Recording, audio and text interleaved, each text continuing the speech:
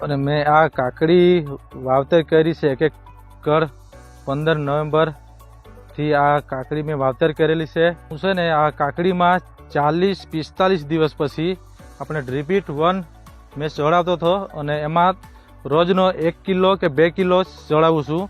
અને અમુક ખેડૂત 5 કિલો ચડાવતા હોય કે પછી એ 6 કિલો ચડાવતા મારે, પણ હું મારા હિસાબથી હું રોજનો 1 કિલો ચડાવું છું.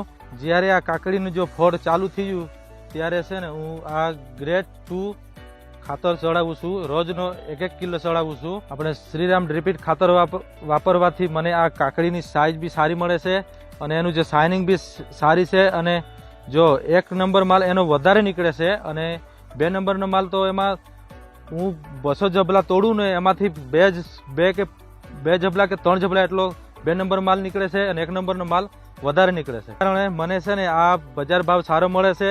તો ભાઈઓ મિત્રો, હું જો આ કાકડી છે ને 1 દિવસ છોડીને છે ને હું ત્રીજા દિવસે કાકડી તોડું છું. એમાં મેં 10 વાર કાકડી તોડી છે. એમાં મને 20 ટન જેવો મને કાકડીનું ઉત્પાદન થયો છે.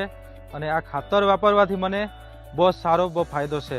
વાડીમાં કોઈ વાયરસ કે કોઈ રોગ જેવો દેખાતો નથી. મને પોતાનો એક નવો અનુભવ છે કે આ શ્રીરામ રિપીટ ખાતર જે હું વાપરું છું એ આ વાડીમાં વાપરું છું અને મારી પોતાની એક બીજી વાડી છે. તેના કરતાં આ વાડીમાં છે ને હું આ કાકડી આમ તોડું ને પછી આમ ચાખું ને તો મીઠાશ પહેલા વાડી કરતાં આ વાડીમાં વધારે સારો છે અને મીઠાશ એકદમ સારી છે. આ ખાતર વાપરવાથી મારે બહુ ફાયદો છે અને બહુ હું ખુશ છું. અને આ હું બીજા ખેડૂત મિત્રોને કહેવા માગું છું કે આ ખાતર તમે વાપરો. અને આ ખાતર મેં પહેલાં વાપરેલું છે એટલે બહુ સારું છે ઉત્પાદન. એટલે હું બીજા ખેડૂત મિત્રોને એ કહેવા માગું છું કે આ તમે ખાતર વાપરો અને બહુ સારું છે.